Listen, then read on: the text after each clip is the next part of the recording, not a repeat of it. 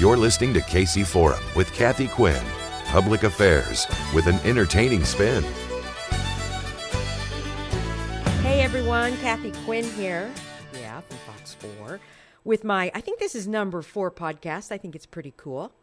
Yeah, I love doing this. I love to talk, and I love to talk about what's going on in and around the community. And this is called KC Forum. And this is the forum where we hear about all sorts of stuff. Like, for instance, I thought this is really, really neat. So Roy liked to hike, especially during the pandemic. Well, he had nothing else to do. So we're going to be talking to him in a little while because what he's done now, he has documented as many as 60 hiking areas around the Kansas City area. They're so cool. He takes pictures, too, because he's a photographer.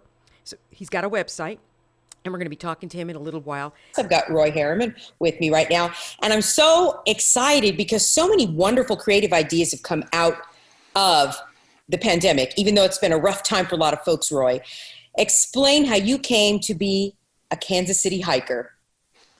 Well, yes. Well, it was a long time interest. I started early because I think my parents wanted to get me out of the house to stop terrorizing them. But growing up in Kansas City, loved the area. With the pandemic, everything, virtually anything that was of any fun was shut down.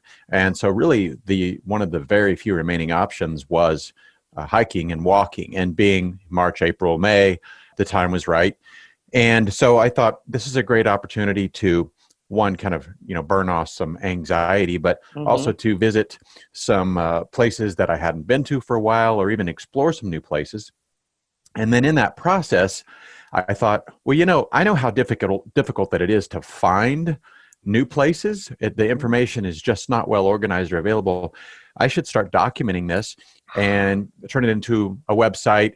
And it could also, possibly be a small business venture with some ad revenue and things like that. But mostly it's just for the passion and the love of sharing. So that's the story.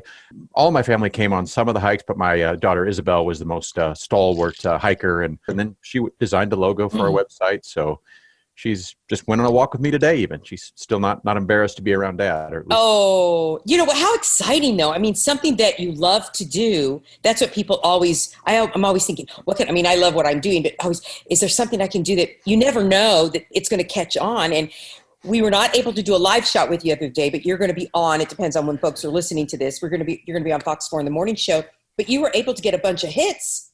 And we had to cancel because it was breaking news, and I apologize for that. But isn't that incredible? I was surprised at how many people visited our site, and almost all of them for the first time, because it's just started and launched in September.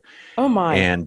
But I think that shows that there is a kind of a pent up desire for people to get out and explore. But usually, what I find is people have 2 or 3 places that they go, and that's all that they really know, apart from going to Colorado or California or something like that. And so there are a lot of unexplored treasures, jewels that are out there, under our nose. But the idea with this was let's put them all together at kansascityhiker.com so people can look by county. We also organized one. If you want to hike in the city, if you want an urban hike in Kansas City, there's some really, interesting places to explore along the riverfront and other places. So, yeah. Gosh. Oh my gosh. Okay. So what's the response been like besides, within that, 15 or 20 minutes that we talked about you being on the air?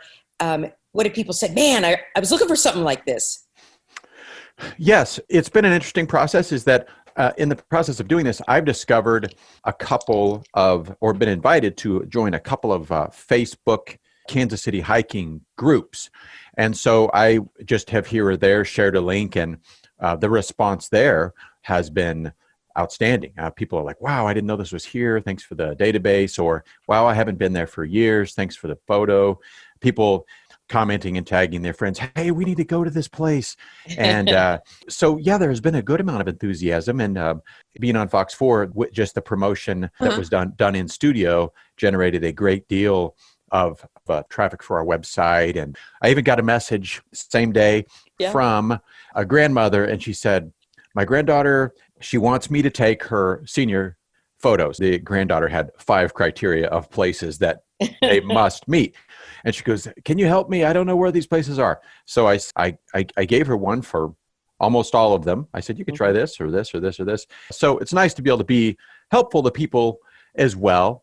Sometimes I can't help. Like I was visiting family several hours out of town, and I got a Facebook message from someone who was hiking in River Bluffs natural area, which is in Northern Independence. And I make notes that I said, it's not well marked. You're probably going to get lost. It's really beautiful, but just know that. So I got a message from someone when I was 3 hours out of town that said, hey, we're at the bottom of the hill by the railroad tracks. Are we lost? and my God. I really don't know. It is easy to get lost. So I followed up with them later. I said, hey, did you get out okay? And they said, hey, thanks for checking in. Yeah, we just went back the way we came and went to a more pedestrian place. So it's been fun interacting with people about their passion. That's great. And it's your passion. Right, absolutely. And something else that your passion is photography, because you just way back there, you mentioned, and I show pictures. You actually go out there and photograph some of the sites.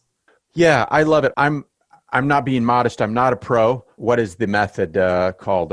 Pray and spray. So take a lot of photos. and hope some of them come out. Some of them will come out okay.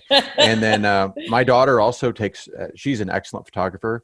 We want to show what the area is like. And what I found with a lot of the parks sites and government sites is that you really can't get a sense of what it's like. Well, I love documenting the area. We do it modestly. We don't have any like super expensive gear or anything like that. Okay, well, let's talk about that. What's the gear? And first of all, what exactly is hiking? What is that compared to walking? A non-standard definition would be like you go off the sidewalk, maybe, One of the things that I do on all of these listings, we have, about 60 trails on there now, is I put level of difficulty. What is the surface like? Is it dirt? Is it gravel? Is it paved? Because that's really important for if you're like a mom and you're going to be pushing a stroller, you need to know that. If it's somebody with disabilities, it's going to be in a wheelchair or using a walker or cane or something like that. I want them to know, hey, is this something I should even invest my time in? Or if you like out in the middle of nowhere and you twist an ankle, we just want people to know what are the conditions like. And so what I list on this site is I don't list small park loops. I list something that would be worth driving across town to experience. Mm-hmm. So you're going to get, you're going to be able to get 40 minutes an hour, or even all day on some of them. So I guess that the hiking in my mind is a little more of a exerting trip. There's nothing wrong with the stroll around the park at all, but yeah. Give me your top longer one. Okay, so if there's somebody who has older kids, let's say teenagers, and they want to go, what would you recommend for them? The great thing is there are a lot of places to recommend, but I think the Weston Bend State Park is really an epic location. So you have the park itself, which has several miles of trails in it, and it's about 1,000 acres. And what it does is it rises about 250 feet above the Missouri River. And, when you're up at the top, you look across, and I believe you see Fort Leavenworth is what's across the river, as well as the woods and things like that. But it's a heavily wooded area.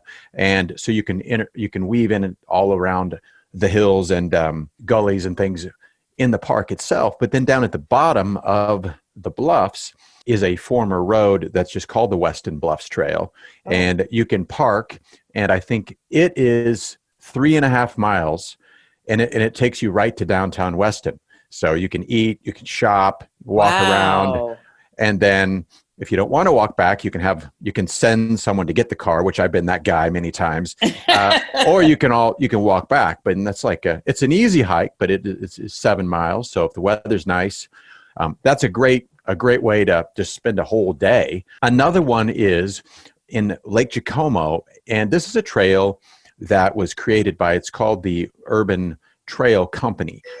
So it's made for mountain bikers, but anybody can use it. It's a single track trail. So that means you've got to walk in line because there's no room to walk shoulder to shoulder. But it is about 10.5 miles from the beginning trailhead to the end trailhead. It's very rugged, huge boulders, cliffs, constant elevation changes. You're in the woods all the time. And there's been an incredible amount of wildness that I've experienced out there. So I was just out there with my younger son, Jake, and we were, out in the middle of the woods, and all of a sudden we hear this tremendous crashing. And we're like, well, first we were like scared, like, what in the world is that? And then he goes, hey, look. So I look through this clearing, and there's 2 deer just facing off, antler to antler, fighting it out, for, domination. It's, mating season.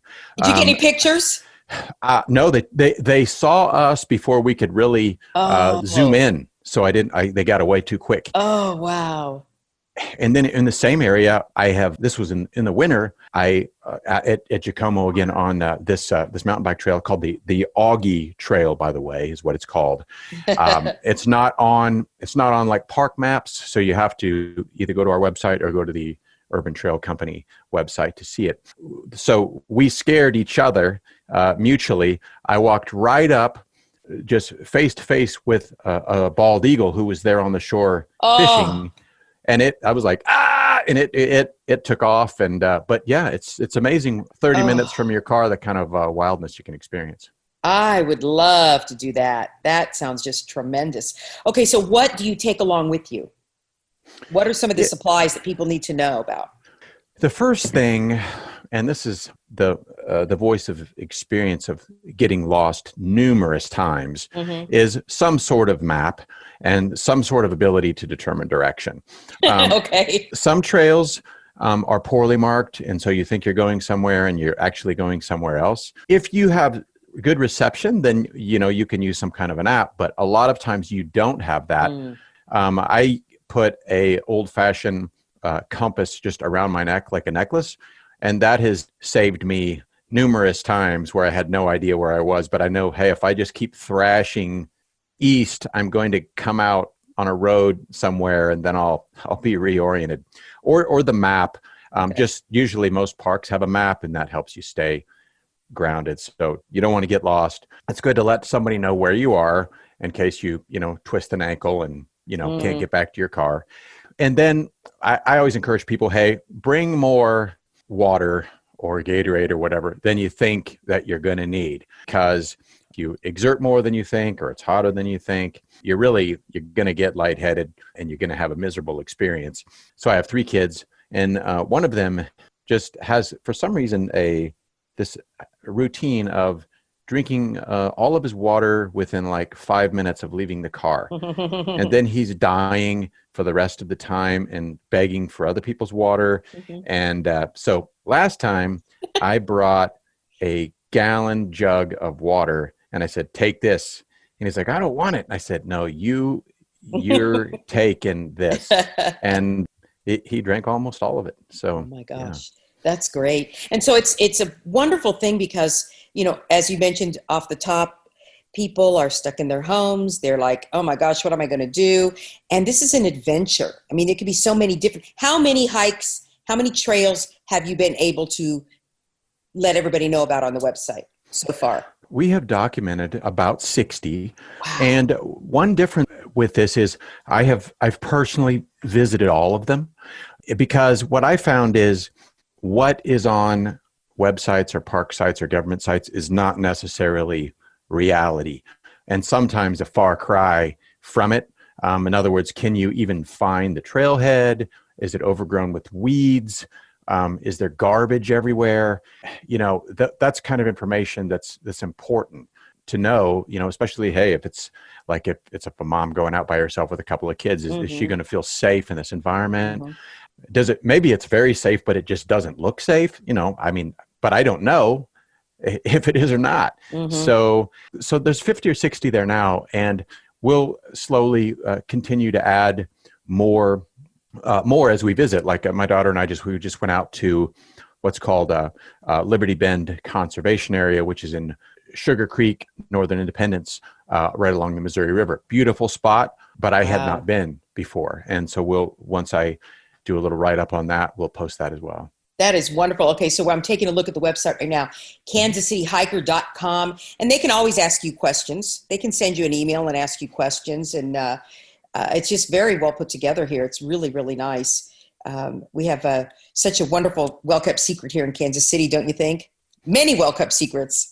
Absolutely. Yeah. Like I say, we kind of stick with our neighborhood. It's kind of like if you always go to the same restaurant, you think, oh, there's not a lot of great places to eat around here. But you need That's to true. get out and expand.